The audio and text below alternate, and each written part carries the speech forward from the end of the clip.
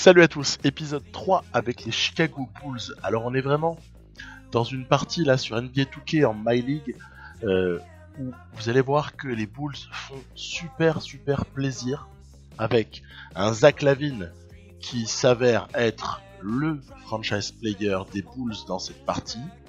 On avait éventuellement parlé d'être All-Star, hein, il est à la lutte à ce stade-là, mais il est pas très loin d'être peut-être dans le 5 pour démarrer le All-Star Game, ce qui serait quand même une sacrée performance. On a Lauri Markkanen qui assume très bien son rôle de lieutenant de Zach LaVine, qui score 17-18 points par match avec des rebonds. Et du coup, ben oui, on est en fait aller en playoff n'est pas du tout un rêve avec cette équipe-là dans cette partie, bien évidemment. Parce que vous voyez, on a un très joli bilan, 2 tiers de victoire au bout de 48 matchs, ce qui est quand même pas mal du tout. On est juste avant la trade deadline. Le partage du ballon, j'en parlais dans les premiers épisodes, parce qu'on avait, avant le début de la saison régulière, des doutes sur certaines choses. Partage du ballon, du côté des Bulls dans cette partie, c'est Zach LaVine en 1. On a un bon autoporteur, on a un très bon Thaddeus Young qui est vraiment sérieux. On a Wendell Carter qui fait une belle saison, honnêtement. Il fait une très belle saison jusque-là. Et puis il y a toujours l'histoire du poste de meneur qui est toujours une question. Moi je l'ai résolu. Pour moi c'est Chris Dunn évidemment qui au minimum termine les matchs, voire même les démarre. Parce que sur NBA 2K, ce joueur, ainsi d'ailleurs que peut avoir aussi Kobe White des qualités similaires, on le verra. Chris Dunn, pour moi, il est juste essentiel pour tenir le meneur adverse sur les fins de match. Et en plus, des fois, il vole quelques ballons. Bref. Bon. On avait aussi le cas Valentine, pour lequel il y avait très probablement un trade à trouver. Parce que je ne le prends pas dans le roster. Moi, je préfère faire jouer Hutchison, le jeune rookie l'année précédente, la même année que Carter Jr. Et voilà, il y a comme ça un déroulé de saison. On va aller jusqu'à la fin de la régulière dans cet épisode. Fin de régulière. Il arrive que je rentre parfois après un simcast. Il arrive aussi Zach LaVine et Chris Dunn qui sont exclus pour cette fin de match. Wendell Carter blessé, Markkanen blessé. C'est un peu la Bérésina. On n'est pas dans les toutes meilleures conditions en cette fin de match, heureusement. Et évidemment, quand il manque tout ce petit monde-là, parce qu'il manque 4 joueurs sur 5, du 5 majeur. Wendell Carter, non j'exagère, il y a Otto Porter qui est là. Mais Carter, Porter, on fait le boulot. Et oui, on fait gaffe avec Lauri Markkanen. Dès lors qu'il est un petit peu touché, j'économise. Là c'est pareil, il y a aussi Carter qui est un peu touché. Du coup je vais carrément jusqu'à mettre du Felicio et du Gafford avec du coup plus de minutes pour Otto Porter au poste 4, du temps de jeu pour Young. Et je veux pas prendre de risques parce qu'on sait à quel point les blessures peuvent être un traumatisme pour cette équipe. Et même dans la partie, je veux pas commencer à faire un peu peur. Donc ce sont les seuls matchs que Felicio jouera de la saison, parce que c'est pas vraiment ma tasse de thé. Cristiano Felicio, je trouve que quand même c'est waouh. Bon bref, le contrat que les Bulls lui avaient donné il y a maintenant un petit peu plus de 2 ans, les Bulls lui avaient quand même offert une 30aine de millions sur 4 ans. C'était quand même un contrat catastrophique. Parce que même si ça fait du 7 à 8 millions par saison, c'est quand même, mine de rien, de l'argent qui est dépensé un petit peu en trop, quoi, faut quand même le dire. Bref, voilà. La simulation continue à bien se passer, on continue à être à 2 tiers de victoire. Vous voyez, par exemple, là on est à 34 et 17. Attention, le All-Star Game, intéressant. Allez, je fais les équipes, je me prends pour Yanis à l'Est. On va évidemment inviter Zach LaVine dans notre équipe, c'est joli. Kawhi, Giannis, Embiid, Lavin et Kemba pour venir compléter le truc. Après, il y a les remplaçants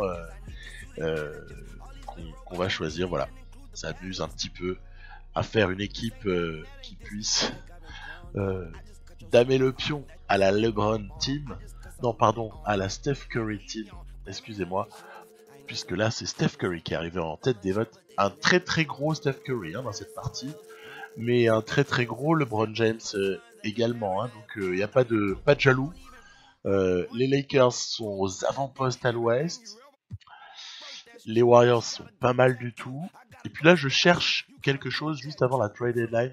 Je cherche quelque chose de correct et d'honnête aussi vis-à-vis de l'équipe qui accueillera Denzel Valentine. Il y a une équipe qui a besoin de se renforcer sur l'extérieur, c'est Detroit. Donc je me dis, ça peut être sympa de leur envoyer Valentine parce que pour eux il est intéressant. Pour nous il nous sert à rien. Je prends Mekaliuk parce que j'aime bien ce joueur. Pour être franc, depuis son passage aux Lakers, il fait partie des joueurs en fait que je regrette moi du côté des Lakers. Vous savez les Thomas Bryant qui maintenant fait un tabac du côté de Washington, mais même dans le style je me débarrasse. Il y a Mo Wagner, moi je l'aime bien moi, et Isaac Bonga aussi, ce sont des types que j'apprécie.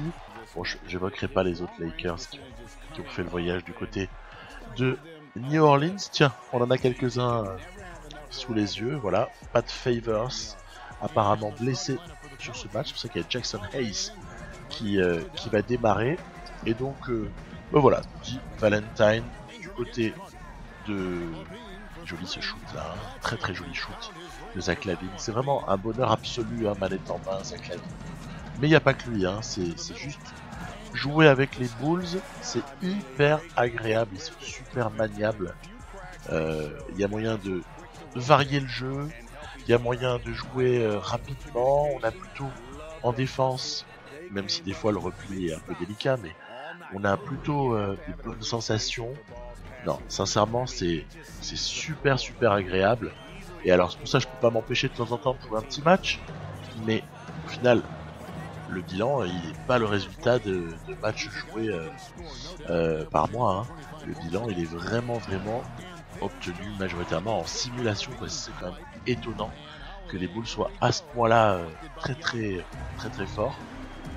Et donc voilà le petit Mekaliuk, moi ça me fait plaisir. Ouais, le bash, le contre d'anthologie. Et derrière la claquette, le alley-oop de Zion. Donc Zion, ça fait du chantier. Hein, c'est quand même le moins qu'on puisse dire. En face à face direct, il se retrouve avec Larry Markkanen. Donc c'est un peu du gâteau pour lui. Même si Markkanen vit de quelques rapines. Et pour être franc, je suis plus à l'aise, même si Zion est relativement indéfendable pour moi. Mais je suis quand même plus rassuré quand Thaddeus Young est sur Zion Williamson, c'est quand même un petit peu moins flippant. Voilà. On a aussi comme ça, voilà, des jolies actions. Jolies actions pour terminer le match. Ici, la petite passe de Chris Dunn en sortie de pick and roll. Voilà. C'est tout ce qu'on veut voir. C'est du basket super amusant à jouer. Et c'est une victoire. Voilà. Face à la bande, à Chris Dunn, J.J. Redick, Brandon Ingram, Zion et compagnie, qui mine de rien dans le jeu sont par moments un petit peu difficiles à jouer. Je viens de dire par moment. Je précise que je joue en superstar, ce qui veut dire que parfois il y a un peu d'insolence de l'IA, hein. C'est sympa, hein, ça met du défi. Hein. J'aime bien.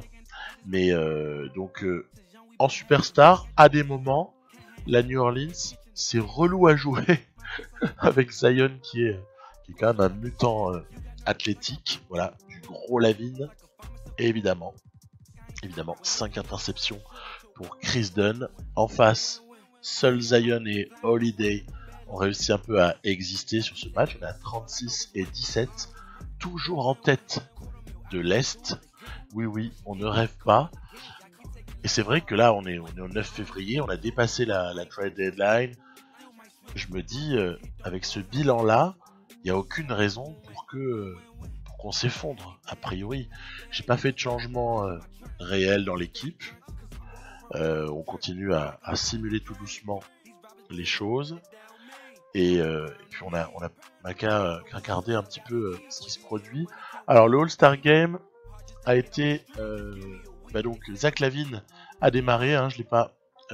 oui, on a vu tout à l'heure les équipes, je suis bête. Perdu quand même par l'Est. Perdu par l'Est, mais moi je suis quand même content d'avoir eu LaVine dans le Starting 5 All-Star Game. Honnêtement, c'est super sympa. Et puis là, je joue contre une équipe très intéressante, les Phoenix Suns. Voilà, notamment Devin Booker, DeAndre Ayton. Avec, il se passe quelque chose à Phoenix cette année autour de leur nouveau coach, Monty Williams, où cette équipe de Phoenix est redevenue une équipe qu'on a envie de voir jouer, qui est super cohérente. Et du coup, voilà, j'aime bien varier un peu les adversaires aussi, hein, entre les différentes équipes avec lesquelles je joue. En l'occurrence, ici, ce sont très bien joué. Ici, la contre-attaque Porter. Ce sont les Suns. Alors évidemment, il faut bien voir que Kobe White, que j'utilise beaucoup au poste 2, hein, petit dunk assez sensationnel pour Zach LaVine ici, qui a pris Booker de vitesse. J'utilise beaucoup Kobe White au poste 2, puisque Chris Dunn et Satoransky se partagent les minutes au poste de meneur, hein, au poste 1 en tout cas. Après, ce que j'aime bien faire avec Kobe White, c'est un bon défenseur. Hein. Ça, c'est un super truc pour l'avenir. Hein. Très bon défenseur déjà, Kobe White. Essentiellement parce qu'il a des qualités athlétiques appréciables. Vous voyez que Hutchison, de temps en temps, est capable de proposer des trucs plutôt sympas. Voilà. Pourquoi est-ce que je parlais de Kobe White en 2 ? C'est parce que pour contrer Devin Booker, évidemment, on a besoin d'avoir un bon défenseur dessus. Je n'hésite pas à mettre Kobe White, même si un peu plus petit. Chris Dunn par séquence, mais je préfère quand même le côté athlétique de Zach LaVine qui est légèrement plus grand. Vous avez vu comme on a été en mesure de les mettre en échec offensivement. C'est un petit peu terrible pour ces Suns qui ont été en perdition à 10/36 pour Booker là. Je suis très satisfait à ce stade de la défense, parce que je trouve que on est étonnamment performant en défense, surtout quand allez, je fais une toute petite parenthèse dans la vraie vie, dans la vraie NBA qu'on a pu observer depuis ce début de saison.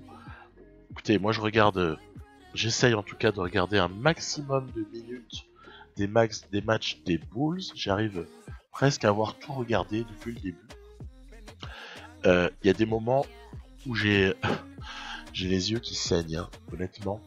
Et il y en a un que j'ai dans mon viseur de manière assez caractérisée, c'est Jim Boylan, sur lequel j'ai énormément de réticence. Alors heureusement, là, au moment où je parle, il y a eu 2 matchs très bons d'affilée. Attention, blessure de Chris Dunn, c'est jamais une bonne histoire. Du coup, je donne du temps de jeu à Archie Diacono, la mascotte, et Harrison, qui est intéressant, lui, défensivement et athlétiquement, Harrison. Même s'il y a très peu de temps de jeu avec nous cette année, c'est normal, il y a d'autres gens qui sont quand même prioritaires sur le poste 1. Donc, je disais 2 matchs récemment assez plaisants pour les Bulls, qui était l'opposition face aux Lakers. Pendant 3 quarts temps, honnêtement, on a eu des super Bulls, pourtant face à une équipe des Lakers qui ne plaisante pas, hein, cette année. On n'est pas du tout sur les Lakers de la saison précédente. Regardez, on a encore amélioré un petit peu le pourcentage, mais pas loin des 69% de victoires.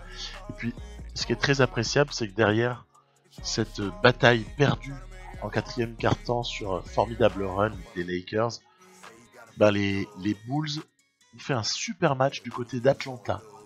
Alors vous allez me dire, ouais, il n'y a pas Collins, c'est sûr. Mais Trae Young, il fait un peu des miracles cette année. Bon, entre parenthèses Reddish et DeAndre Hunter à un degré moindre, mais surtout Reddish. Pour l'instant, ils sont un peu aux abonnés absents. C'est un peu des déceptions de ce début de saison, mais gagner quand même contre Atlanta, de la manière dont les Bulls l'ont fait, ça reste pour moi quelque chose de sympa. Et puis surtout, ce que j'ai beaucoup aimé, c'est la manière dont Satoransky a brillé. C'était un petit peu la première fois qu'on voyait Satoransky, notamment offensivement, se libérer. J'ai beaucoup aimé Chris Dunn en sortie de banc, qui a été un véritable cauchemar quand il était en face de Trae Young. Ils ont été, mais c'est collectif, hein, la défense. Hein. J'ai trouvé en fait, pour la première fois, du bonheur, enfin première et deuxième fois entre le match des Lakers et celui des Hawks, beaucoup de plaisir à regarder les Bulls jouer. Et du coup, je me dis que, certes, le scénario de la partie là, c'est un scénario de rêve. En fait, on peut pas y croire 2 secondes IRL, hein, mais on est dans un jeu, c'est comme ça. Être comme ça, un tel bilan en tête de l'Est, 46-21, à ce stade-là, c'est juste irréel. Mais par contre, quand on voit jouer les Bulls là sur les 2 derniers matchs que j'ai regardés, vraiment, on se dit, mais oui, cette équipe, elle a vraiment des possibilités. Elle est pas obligée d'être ridicule ad vitam aeternam. Hein. On peut vraiment voir des choses meilleures un jour prochain. Et pourquoi pas, à des moments, cette saison. Alors, vous voyez, là, je bricole. Parce que sans Markkanen, waouh, sans Markkanen, la rotation, elle est limite bancale. Je suis obligé de donner pas mal de temps de jeu à Hutchison. Je suis obligé de décaler Otto Porter au poste 4 pour une grande partie du match. Mais c'est sympa. On a pas mal de blessures. Je dis c'est sympa parce que quelque part, on a beaucoup à devoir retoucher un peu notre rotation avancée. C'est que j'adore, moi, paramétrer la rotation avancée. Et honnêtement, ça va, on a toujours à trouver des solutions. Même si il faudrait pas, par exemple, à ce stade-là, que Hutchison se blesse aussi. Parce que là, je serais obligé de décaler du Lavin au poste 3, ce qui est quand même pas son meilleur poste, pour du coup jouer un petit peu plus small. Et bon, ce serait pas franchement le Pérou. On va se tester ici. C'est un match sur lequel j'ai fait un résumé un petit peu plus long que d'habitude. C'est un petit peu le match de cet épisode où on se teste du côté de Houston face à des clients, face à Harden, Westbrook, Capella. Alors, vous pouvez voir ici que Gerald Green n'est pas blessé comme toute la saison IRL. J'ai laissé parce que au fond, j'ai commencé la partie, Gerald Green n'était pas encore condamné à ne rien faire cette saison. Et ils ont aussi été faire un truc qui n'arrivera pas, c'est Mirotic au poste 4. Du coup, PJ Tucker en sortie de banc. Bref, ça fait des Houston Rockets encore plus forts que ce qu'ils le seront là. C'est la bagarre. Hein. C'est la bagarre, ce début de match, il est terrible. On finit par dissuader de manière assez efficace tout de même si on a du mal des fois à sécuriser le rebond défensif. Ça, c'est quand même une lacune. Match test face à une très bonne équipe qui est top 3, allez top 4 à l'ouest là dans cette partie, avec pléiade de bons joueurs. Voilà, pour moi c'était important de jouer ce match là. Donc ben oui, on n'a pas toujours du succès au shoot, les shoots sont pas forcément tous ouverts. Regardez-moi ça, c'est joli bien. Harden qui fait 2 step back enfin il fait son step back habituel, mais avec double translation vers l'arrière pour aller se mettre à 3 points. Le début de match il est pas évident. Mais regardez, c'est quand même les défenses qui dominent. Joli la claquette dunk. 18-17 à la mi-temps avec des pourcentages exécrables.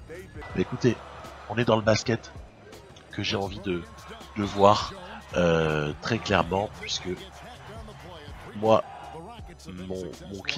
mon kiff absolu, c'est aussi de pouvoir proposer une bonne défense. Alors, je dis pas que je suis heureux que les mecs ratent des shoots en attaque, mais si déjà on arrive à défendre face à James Harden et Russ West, honnêtement c'est déjà pas mal. Provoquer des fautes aussi, énorme provocation Harden, je trouve qu'il est un peu cheaté en défense en fait. Donc, il est étonnamment fort, il est dur à passer, il va intercepter des ballons, il va contester, voilà, il va provoquer des shoots manqués aussi.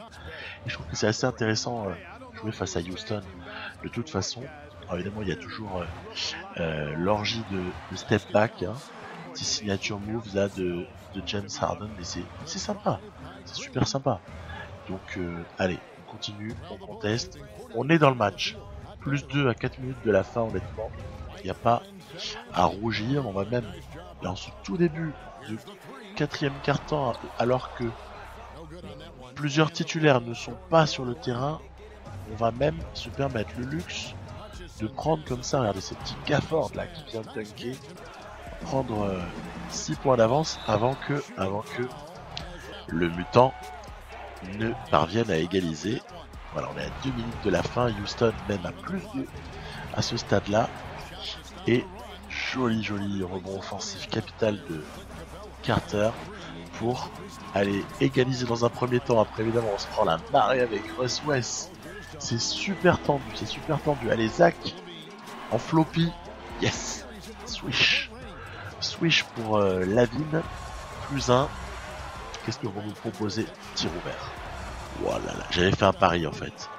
J'avais préféré laisser Mirotic ouvert plutôt que plutôt que subir la loi de la pénétration de Westbrook Harden.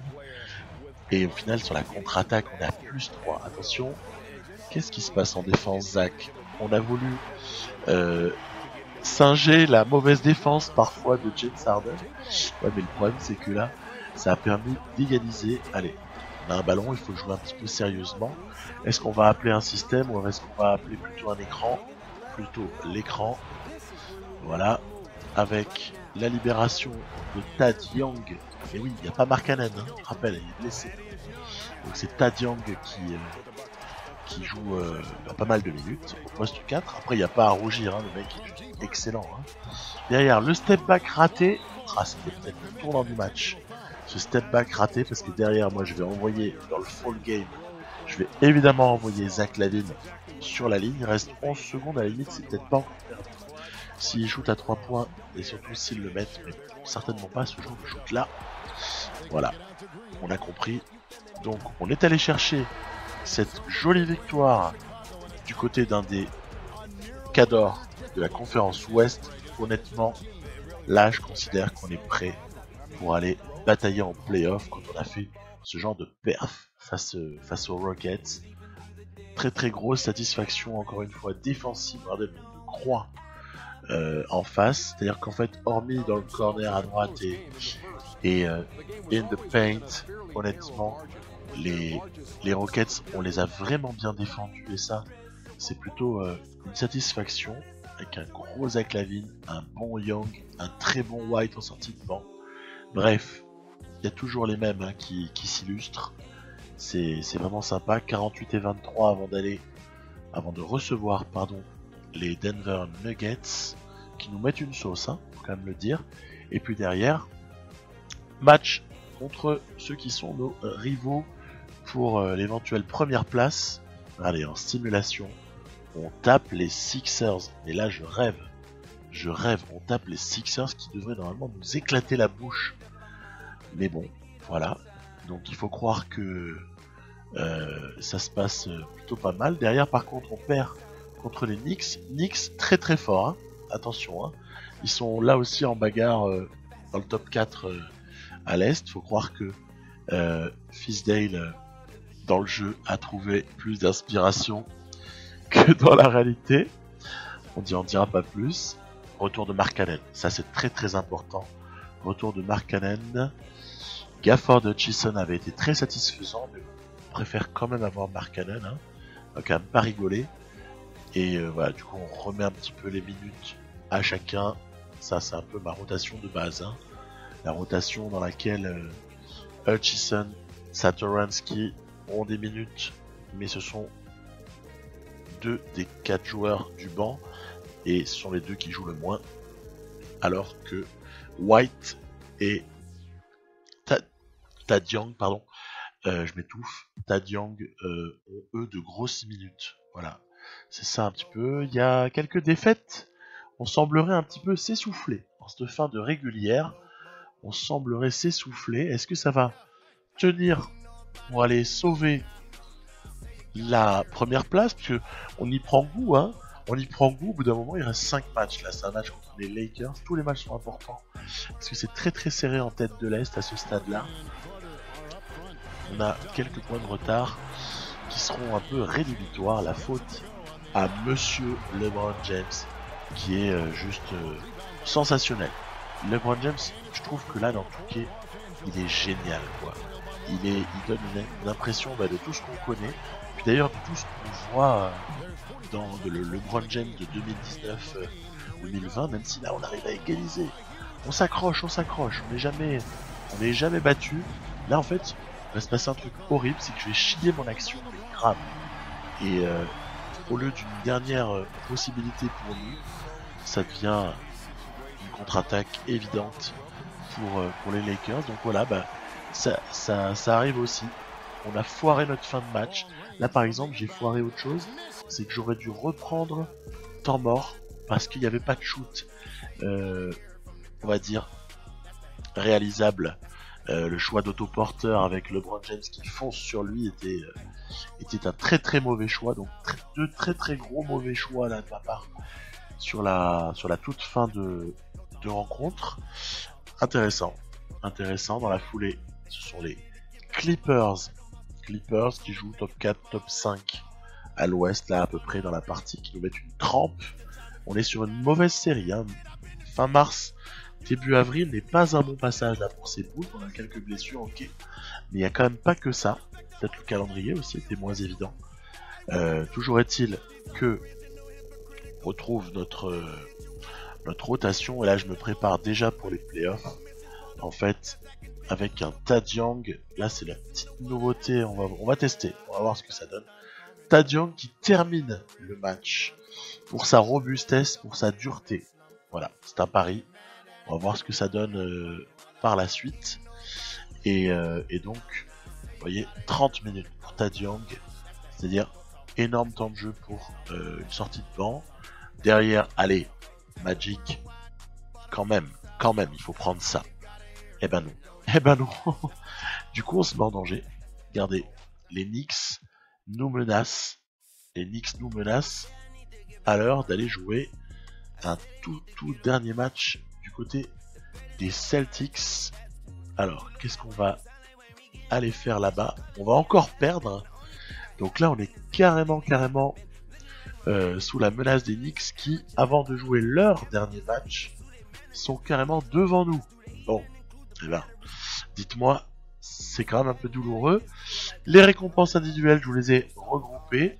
Qu'est-ce qu'on peut noter? Pas grand-chose pour nous, hein, évidemment. Parce que c'est plus collectif, la performance des Bulls là dans cette partie. C'est plus collectif qu'individuel. Zach LaVine est très fort, mais il n'a pas de distinction personnelle. Le seul qui en a une, ça va être dans les Rookie Teams. C'est Kobe White en deuxième Rookie Team de la saison. Et on se retrouve, nous, avec un tableau de playoff où il faudra affronter Toronto, parce qu'au final, on a sauvé notre première place. On finit à 51 et 31, ce qui est pas mal, avec un offensive rating moyen, c'est tout ce qu'il y a à dire. Et donc, c'est sur autre chose que la différence s'est faite dans cette partie, c'est sur le defensive rating. Deuxième derrière les Lakers. Waouh, ça, c'est quand même une drôle de surprise. Est-ce que le côté athlétique des Bulls, qui sont relativement jeunes et athlétiques, hein, aura permis ça dans le jeu, hein? C'est une possibilité, honnêtement, c'est ce à quoi je pense. Surtout qu'au rebond, donc ça rejoint un peu notre inefficacité offensive, en tout cas notre médiocrité, on va dire. On n'a pas beaucoup de deuxième chance. En défense, on peut même pas dire qu'on est bon au rebond défensif.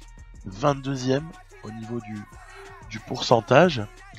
Et par contre, voilà, défensivement, deuxième meilleure défense à 3 points, ça vient confirmer ce qu'on avait vu juste avant sur le defensive rating.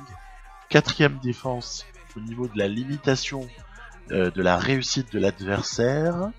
Donc ça veut dire que même sur les pénétrations, on prend pas le bouillon. Ça va. Donc ça va, tout est plus ou moins protégé. On peut pas dire que le pace soit significatif. Une équipe qui joue moyen, voire un poil lentement. Bon, ça veut rien dire. J'ai regroupé les stats individuelles. Elles sont intéressantes. On voit qu'il y a des bons PER quand même pour pas mal de joueurs.